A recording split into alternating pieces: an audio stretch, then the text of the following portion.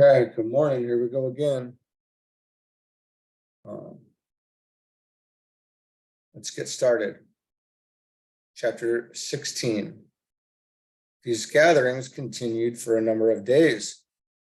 It was decided that Gordon Weldon and I would stay with these people while the chief and the others would return to Darjeeling, where the party would establish headquarters in order to assemble and tabulate the data which we had secured. After they had departed, we established our camp more permanently, as this would be our headquarters until our chief returned in December.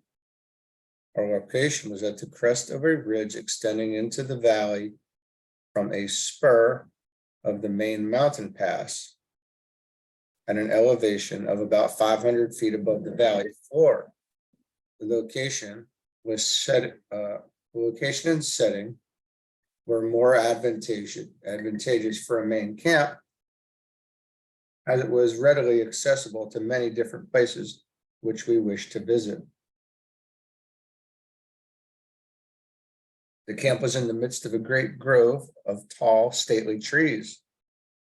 The ground sloped gradually from the main ridge toward our camp, giving it the appearance of nestling in the center of the crescent-shaped amphitheater, with the valley as a great mural enclosing the other segment. Beyond and over the mural, the sun went down in a sea of liquid gold. Every evening, this color was reflected upon the upward sloping surface of the ridge that served as the background of our amphitheater, bathing the crest of the ridge in a sea of throbbing, pulsing color like unto a gigantic halo. As one stood in silence, just as the last rays of the sun were shut off by the horizon, one could imagine a great being with arms outstretched at the level of their shoulders, a robe of pure gold draped in most artistic folds, drawn closely around with an aura of pure white light blazing out for miles. One evening, as we sat near a campfire just before sunset, the sun seemed to be blazing forth with the most magnificent brilliance. So evident was the unusual phenomenon that every member of our party was entranced. One remarked to the sannyasi, who had arrived a few moments before, that the sun was attempting to outdo itself before bidding us good night. An auspicious event portends, replied the sannyasi, a mela of great souls, accompanying a most high one, gathers here shortly. Quiet, please. A mela, and that reminds me of that term, the Kumbh Mela. So it's a great gathering, right? Some sort. Instantly, a hush, as though from outer space, seemed to settle over the scene. Suddenly, a heavenly voice burst through the stillness in most melodious and heavenly cadence. Then thousands of the kokila chimed in with a thrilling, high-pitched treble that blended with the voice and song so harmoniously that one could but believe that the cantata was heaven-born. Could you, dear reader, have witnessed the scene and heard the song, I know you would pardon the superlatives.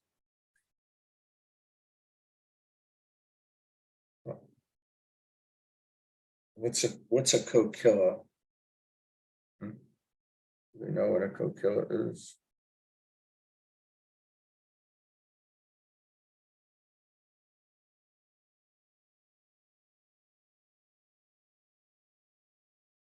The Union Council.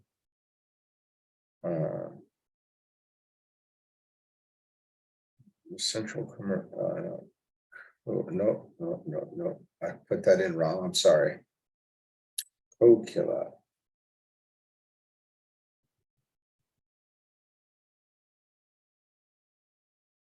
Brings together an inclusive community of authors and illustrators, Penguin Books.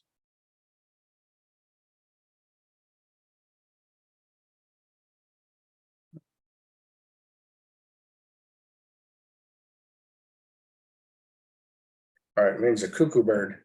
It's a cuckoo bird. So glad we looked that up. So thousands of cuckoo birds chimed in with a thrilling high-pitched treble.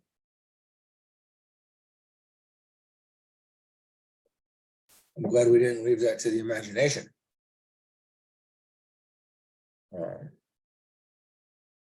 In a moment, the treble of the birds, was silent, but the song floated on more majestically than ever. Then on the slope of the ridge, there appeared two angelic female figures robed in shimmering silvery fold, which gave a dim outline of mystically beautiful forms. So beautiful were the features that one can only say, why outrage them with mere words?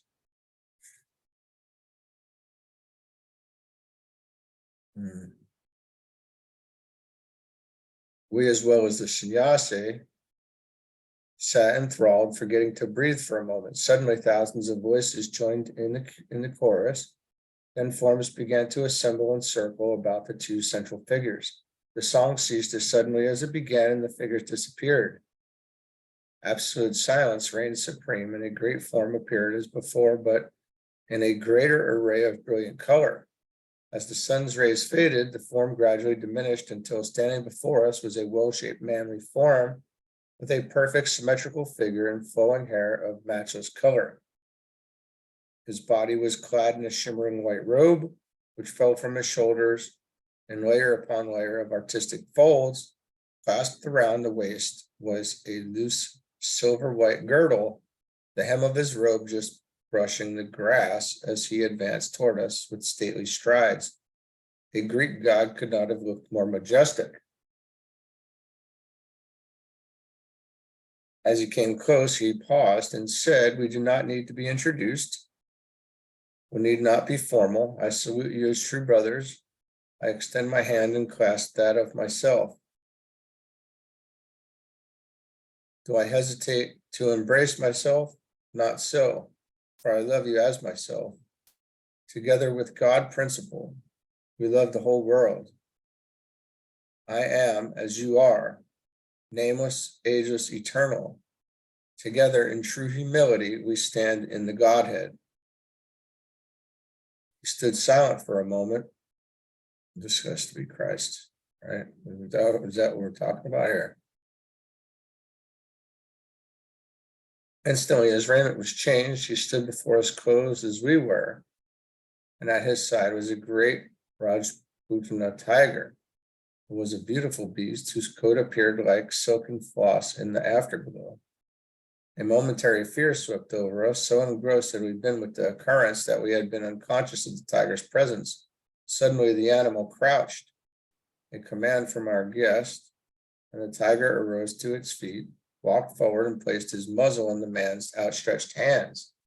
The wave of fear had swept over, leaving us calm. Our guest sat down before the campfire while he drew close about him. The tiger walked a short distance away and stretched full length upon the ground. Our guest said, "I have come to partake of your hospitality for a time, and if I am not intruding, I shall abide with you until the great Mela." We all attempted to clasp his hand at once, so eager were we to extend a welcome.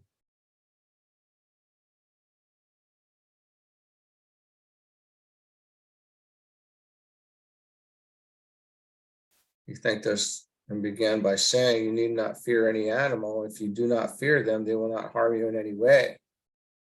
You have seen a body inactive on the ground before a village for the protection of its inhabitants. That is only a physical sign to the people. The body is exposed, inactive, and at the mercy of the beast. Though inactive, it remains unharmed, and the people note that fact. Thus they lose all fear of the animal.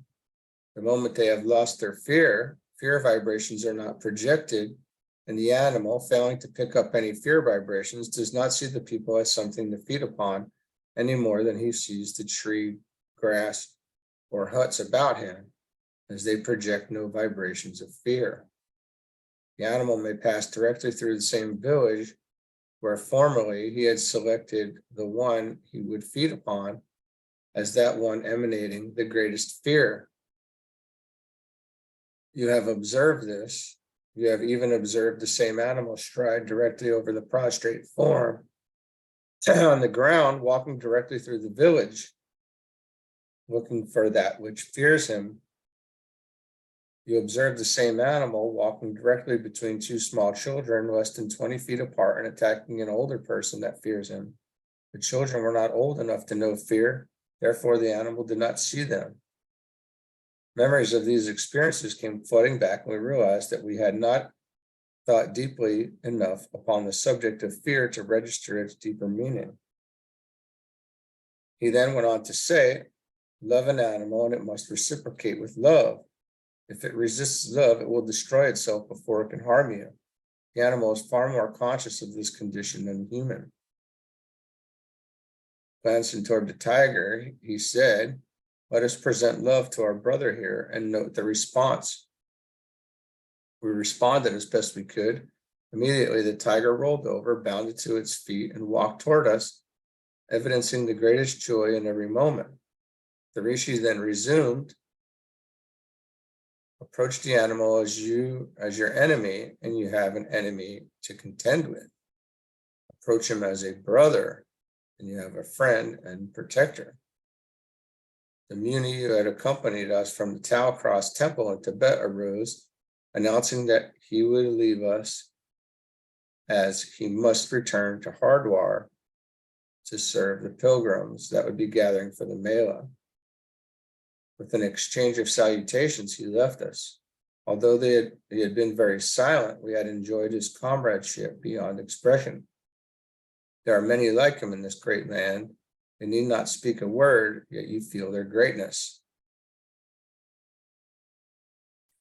After the Muni had departed, we sat down, but had scarcely composed ourselves when into the camp walked Emil, Jast, and Chandra Sen.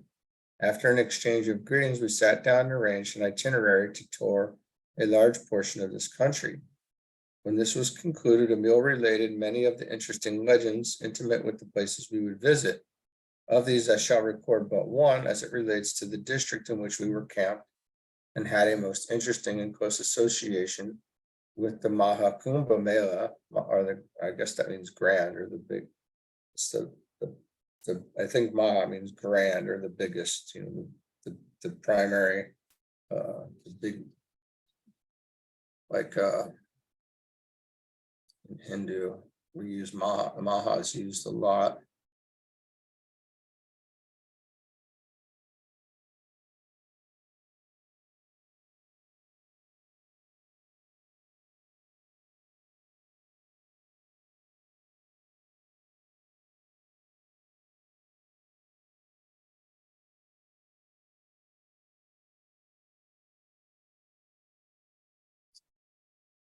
And then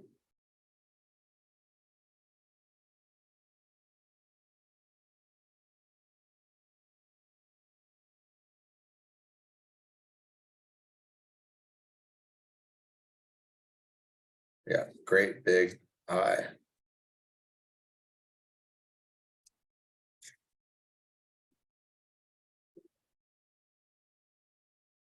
The Maha Kumbh Mela that is held in this district every 12 years. For that Mela and the shrines of this district, there assemble more pilgrims annually than to any other district. Here assemble as many as 500,000 people in one Mela. At one Mela. This season's event would be of vast import. It was expected that this number would be augmented by hundreds of thousands. The auspiciousness of the event already pervaded the air. Here, food is provided for all pilgrims free during the Mela. Hardwar is known as the Great Holy Place.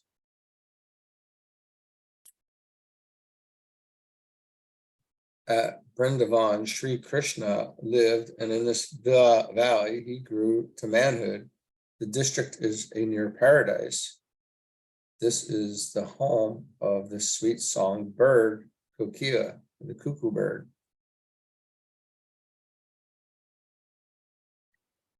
Okay, back at it.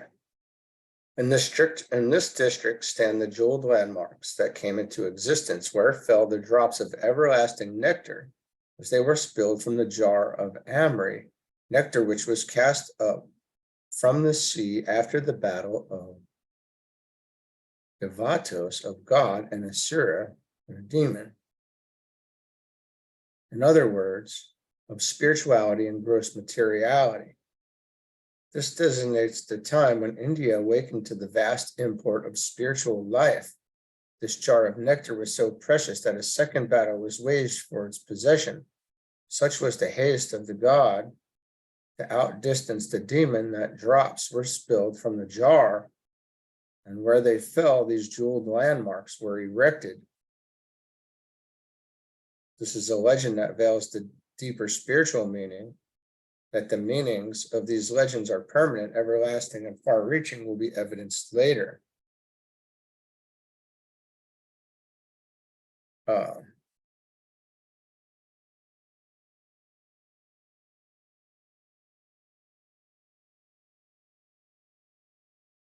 Well, the world is in the midst of a spiritual battle now, aren't we? It was India then, and it's much more of the world, if not the whole world right now, if they don't know it, right? Very interesting. And this will also be known. There will be legends that will be permanent, everlasting, far-reaching for these times that we've been living in as well. But we continue. Here in this district, we wandered, visiting many temples, accompanying the great Rishi. In December, our chief met us and we traveled south to Mount Abu. From there, we returned to Vrindavan and Hardwar, and again visited many temples where we were accorded the most intimate and cordial associations with these people's lives. These intimate associations, teachings, and occasions cannot be published. The only restriction placed on us was the request that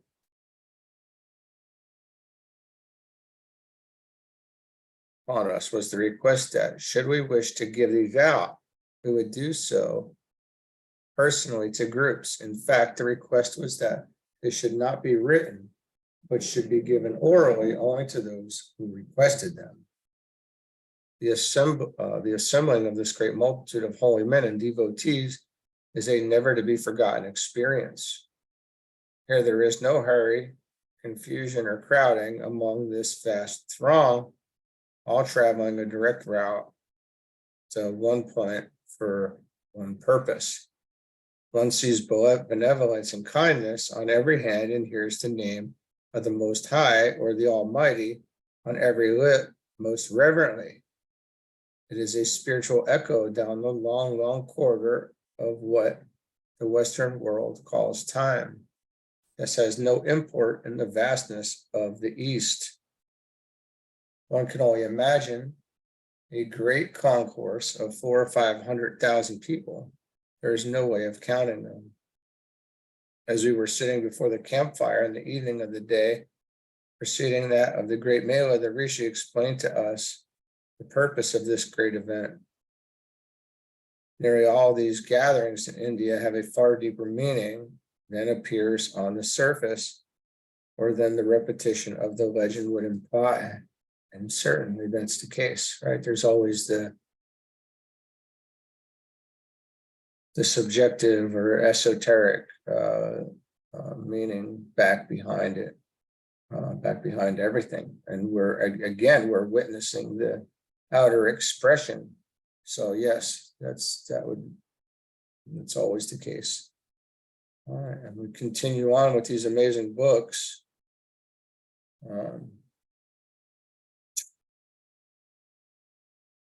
I will pause the video and then we'll separate these chapters up. That's what I've been doing, so I'm going to keep doing that. Keep the video short. Okay. See ya.